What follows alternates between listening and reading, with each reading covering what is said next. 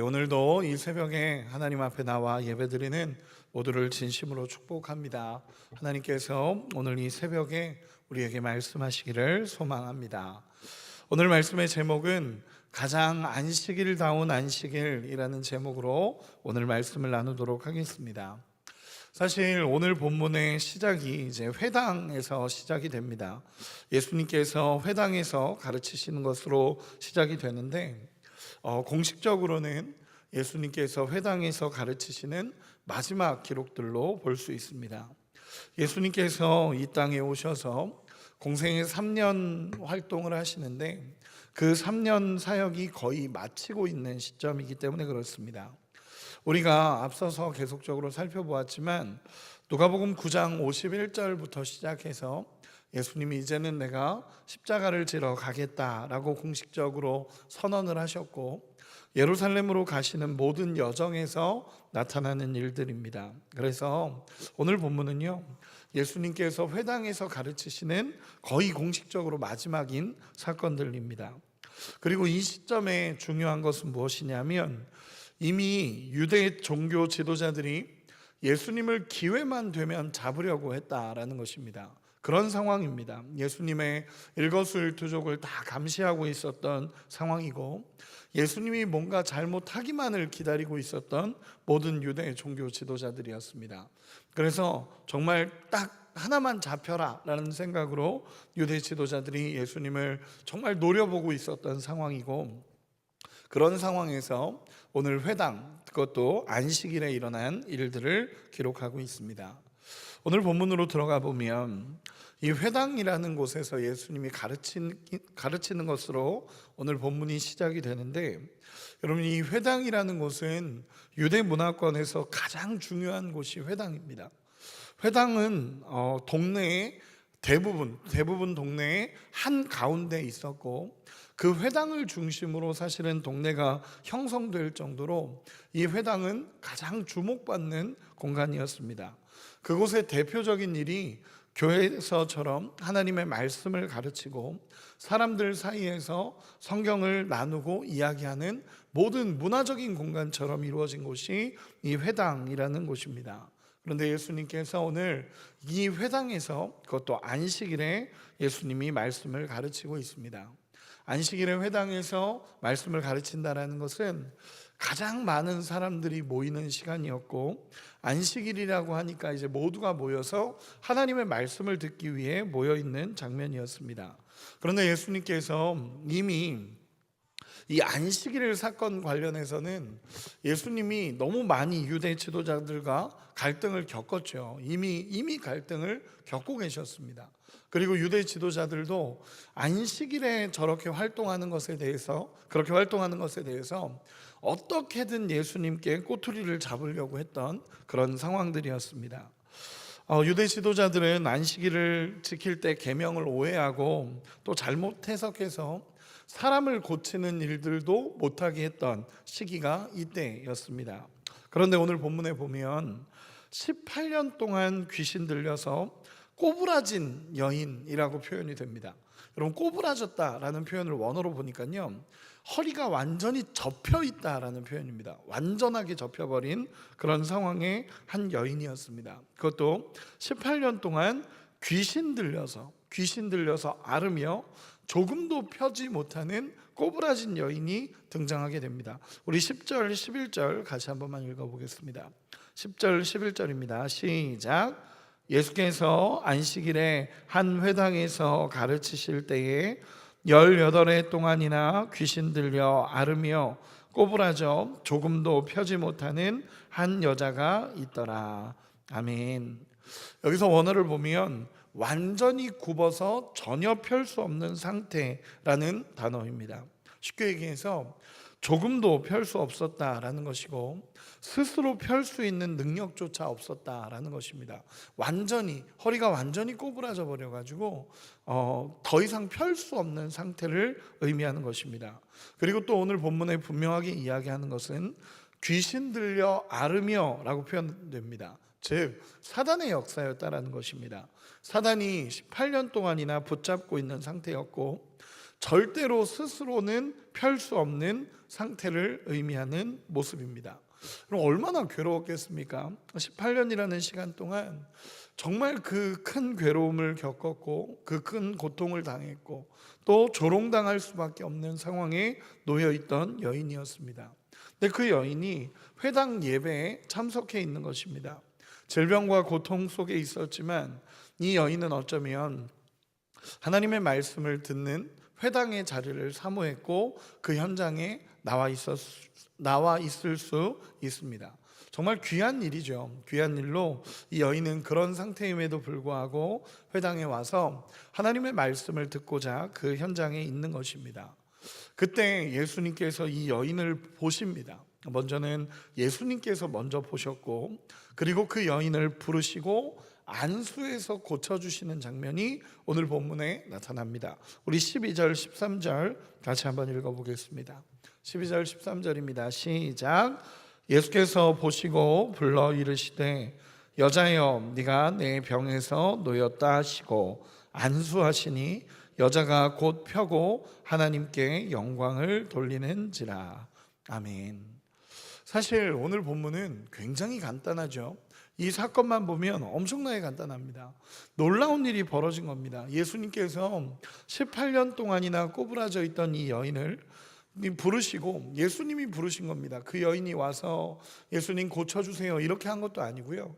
예수님이 먼저 보시고 예수님이 부르십니다. 이쪽으로 와라 라고 부르시고 그 자리에서 안수하시고 고쳐주시는 상황입니다. 여러분, 하나님의 은혜다라고 밖에 이야기할 수 없는 것입니다. 이 여인이 한 것은 고침을 받았던 근거가 본문에 나타나지 않습니다. 주님이 주도적으로 고쳐주셨다라는 것입니다. 그 여인은 큰 은혜를 입었고 쉽게 표현해서 그냥 하나님께서 강권적으로 주도적으로 역사하셔서 하나님이 그 여인의 모든 아픔을 치료하시고 모든 것을 고쳐주신 것입니다. 그리고 오늘 본문에 보면 그 여인이 은혜를 입고 나서 하나님께 영광을 돌렸다라고 기록하고 있습니다. 즉 그 여인을 고치신 분이 예수님이시지만 예수님이 고치셨지만 하나님이 하셨다라는 것을 이 여인이 알고 하나님 앞에 영광을 돌리고 있는 모습이 드러나게 됩니다. 여러분, 놀라운 하나님의 역사가 일어났습니다. 오랜 고통에 있었던 여인이 하나님을 찬양합니다. 여러분, 이보다 더 아름다운 안식일이 어디 있습니까? 그렇죠? 이 안식일에 예배드리는 가운데 이 여인이 꼬부라져서 18년 동안이나 매여 있던 이 여인이 그 현장에서 다 낫게 되고 하나님을 찬양하는 역사가 그 안식일 회당 가운데 일어난 것입니다. 여러분, 이보다 더 좋은 안식일의 모습이 어디 있습니까? 하나님의 은혜가 드러났고 하나님의 영광이 드러났고 하나님이 하셨던 모든 현장을 보게 되는 놀라운 안식일 예배가 되었던 것입니다. 그런데 그 놀라운 안식일 예배 가운데 문제가 생기기 시작합니다. 그 문제가 뭐냐면 회당장, 거기에 있던 이 회당을 운영하고 있는 회당장, 그러니까 이 회당에서 최고 지위를 가진 회당장이 갑자기 분노하기 시작합니다. 갑자기 분노하기 시작하고 또 같은 입장에 서 있는 자들도 함께 회당장의 분노에 동참합니다. 이유는 하나입니다. 안식일에 고쳤다. 안식일에 고쳤다라고 하면서 갑자기 거기 있던 사람들이 분노를 쏟아내기 시작하고 특별히 회당장이 그곳에서 분노를 쏟아내기 시작합니다. 회당장은 막 화가 나가지고 어떻게 안식일에 고칠 수 있냐, 어떻게 안식일날 이런 일을 벌일 수 있냐라고 하면서 막 화를 내기 시작합니다. 그런데 예수님에게 화를 내는 것이 아니라 거기에 모여있던 무리들에게 분노를 쏟아냅니다. 우리 14절 같이 한 번만 읽어보겠습니다. 14절입니다. 시작. 회당장이 예수께서 안식일에 병 고치는 것을 엿새가 있으니 그동안에 와서 고침을 받을 것이요 안식일에는 하지 말 것이니라 하거늘. 아멘. 회당장이 예수께서 안식일에 병 고치는 것을 보고 분을 냅니다. 그리고 무리에게 이르되, 여러분 정말 이상한 얘기를 합니다. 뭐라 그러냐면 엿새 동안 6일 동안 와서 고침 받고 안식일에는 병 고침을 받지 말라라고 얘기합니다. 무리들에게, 예수님에게 와서 안식일에 병 고치지 마십시오라고 얘기한 게 아니라 무리들에게 이렇게 이야기합니다. 엿새 동안 너희가 와서 병 고침을 받더라도 안식일에는 병 고침 받지 말아라 라고 이야기합니다. 여러분, 이런 말이 어디 있습니까? 안식일에는 병 고침을 받는 것조차도 자기들 율법에는 이게 뭔가 안식일을 어겼다라고 생각을 하고 있는 것입니다. 여러분, 참 이상한 논리죠. 은혜를 보지 못하는 것입니다. 그 사람이 18년 동안이나 고통 중에 살았고 그 고통이 모든 사람들 눈에 보이는데도 불구하고 긍휼하게 여기는 것이 아니라 율법으로 사람을 정죄하고 있는 것입니다. 여러분, 제가 자주 했던 이야기 중에 이런 말이 이렇게 이야기한 적이 있습니다. 여러분, 법은, 이 율법에 사랑이 없으면 그 율법 가지고 사람들 다 죽입니다. 조금 더 쉽게 얘기하면 말씀을 연구하는데 하나님의 은혜가 부어지지 않고 성령께서 조명하지 않는다면 내가 경험한 이 말씀 가지고 다른 사람 다 죽이는 역할을 하는 것입니다.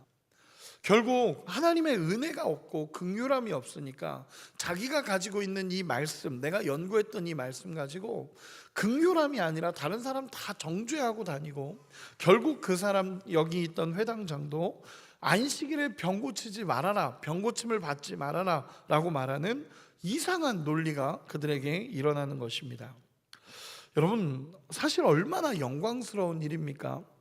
자기가 관리하는 회당에서 이렇게 놀라운 하나님의 역사가 일어났다면, 정말 그 하나님의 긍휼하심을 보았다면 기뻐하고 하나님 앞에 영광 돌리는 것이 마땅합니다. 그런데 하나님의 은혜가 없으니까 율법 가지고 사람들 정죄하고 있고, 그 예수님이 그렇게 말씀하시는 안식일이 아닌데, 하나님이 지정하신 안식일은 이렇게 행동하라고 한 게 아닌데 자기들 나름대로 율법을 만들고 또 규례를 만들어서 안식일은 이렇게 해야 돼 라고 말하는 그 틀을 벗어나지를 못하고 있는 것입니다.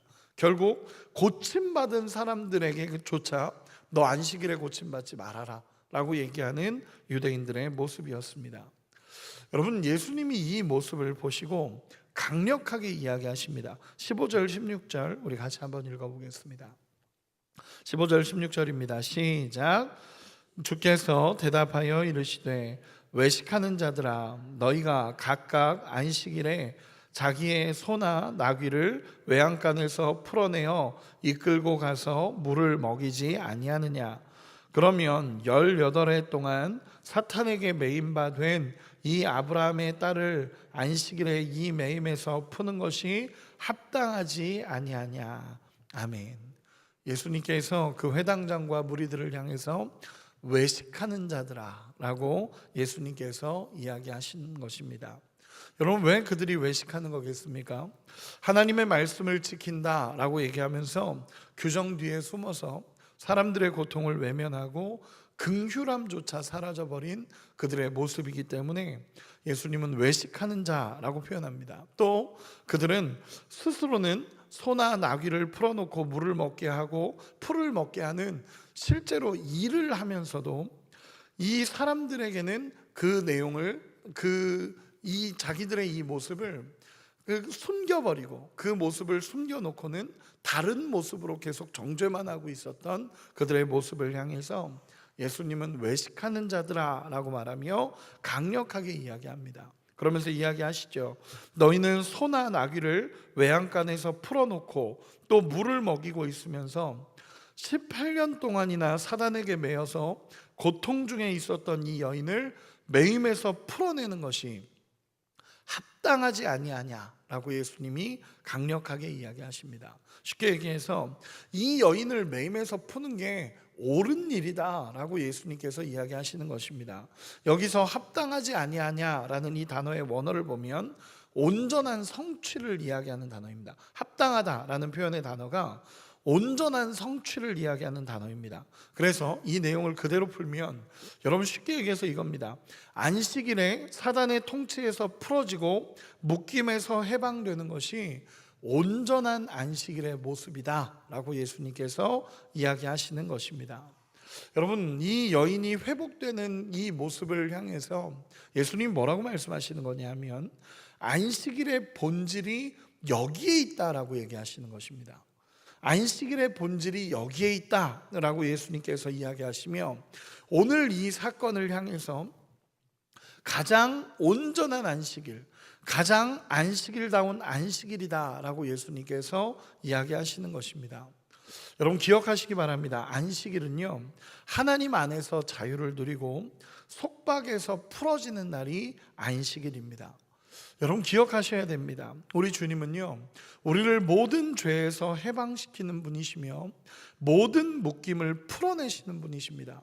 그렇기 때문에 우리 주님이 늘 이야기했던 것처럼 인자는 안식일의 주인이다 라고 얘기하는 것처럼 예수님이 하셨던 모든 사역, 묶임에서 풀어내시고 무너졌던 것을 치료하시고 모든 악한 것에 묶여있던 것을 풀어내시고 회복시키는 것이 예수님의 사역이었고 이것이 안식일의 본질이다 라고 예수님께서 말씀하시는 것입니다. 여러분 놀라운 은혜 아닙니까? 이 유대인 지도자들은요 그저 정죄하기에 바빴습니다. 너 이거 지켰어? 너 이거 안 돼? 너 이렇게 하면 안 돼? 이것밖에 없었습니다.